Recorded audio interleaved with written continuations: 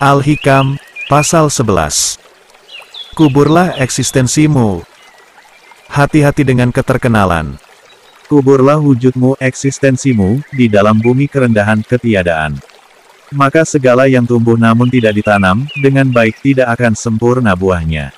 Syarah. Secara bahasa, al-humul artinya adalah kosong, lemah, bodoh, tidak aktif, tidak dikenal. Yang dalam pasal ini bermakna, kerendahan, atau ketiadaan. Sementara wujud atau eksistensi manusia pada dasarnya ingin diakui, dikenal, masyhur, terpandang, paling hebat, dan semacamnya. Dalam istilah psikologi, manusia diatur oleh ego yang ada dalam dirinya. Bersuluk pada dasarnya adalah proses menumbuhkan jiwa. Adapun jiwa bagaikan pohon yang tumbuh. Jiwa harus ditanam dan dirawat agar dapat tumbuh dan berbuah dengan sempurna.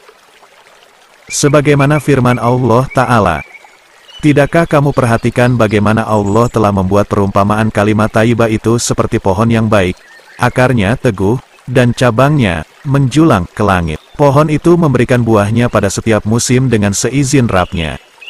Allah membuat perumpamaan-perumpamaan itu untuk manusia supaya mereka selalu ingat. Qs Ibrahim, 14:24-25. Kita tidak akan mampu mengenal siapa diri kita, buat takwa apa yang harus kita hasilkan, kecuali Allah memberi petunjuk dan perlindungan. Selama ini ego diri kita yang mengatur siapa diri kita dan apa yang kita inginkan. Sementara Allah lah yang lebih mengetahui diri kita yang sesungguhnya.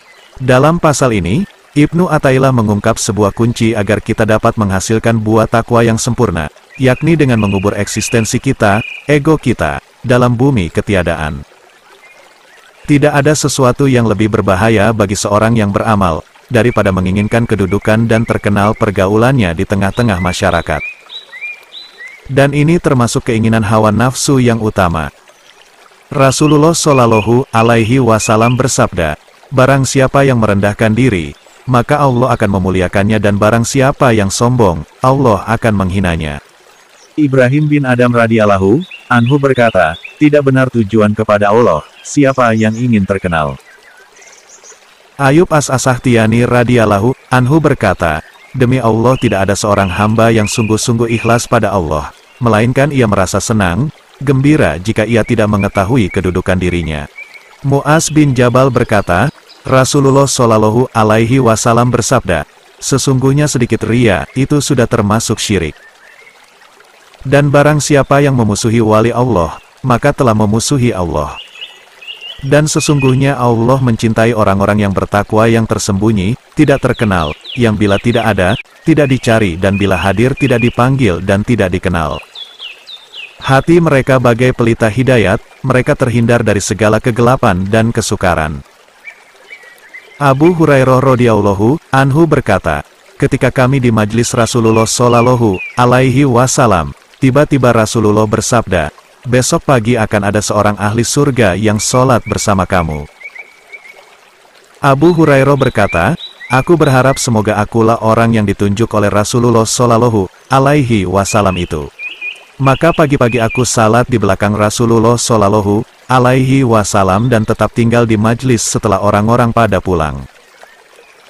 Tiba-tiba ada seorang budak hitam berkain compang camping datang berjabat tangan pada Rasulullah Shallallahu Alaihi Wasallam sambil berkata, wahai Nabi Allah, doakan semoga aku mati syahid. Maka Rasulullah Shallallahu Alaihi Wasallam berdoa, sedang kami mencium bau kasturi dari badannya. Kemudian aku bertanya, apakah orang itu wahai Rasulullah? Jawab Nabi, ya benar. Ia seorang budak dari Bani Fulan. Abu Hurairah berkata, mengapa engkau tidak membeli dan memerdekakannya wahai Nabi Allah? Jawab Nabi, bagaimana aku akan dapat berbuat demikian, sedangkan Allah akan menjadikannya seorang raja di surga. Wahai Abu Hurairah, sesungguhnya di surga itu ada raja dan orang-orang terkemuka, dan ini salah seorang raja dan terkemuka. Wahai Abu Hurairah, sesungguhnya Allah mengasihi, mencintai makhluknya yang suci hati, yang samar, yang bersih, yang terurai rambut, yang kempes perut kecuali dari hasil yang halal, yang bila akan masuk kepada raja tidak diizinkan, bila meminang wanita bangsawan tidak akan diterima, bila tidak ada tidak dicari, bila hadir tidak dihiraukan, bila sakit tidak dijenguk, bahkan ia meninggal tidak dihadiri jenazahnya.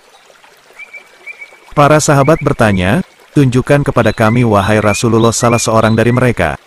Jawab Nabi, Uwais Al-Qarni, seorang berkulit coklat, lebar kedua bahunya, tingginya agak sedang dan selalu menundukkan kepalanya sambil membaca Al-Quran, tidak terkenal di bumi tetapi terkenal di langit.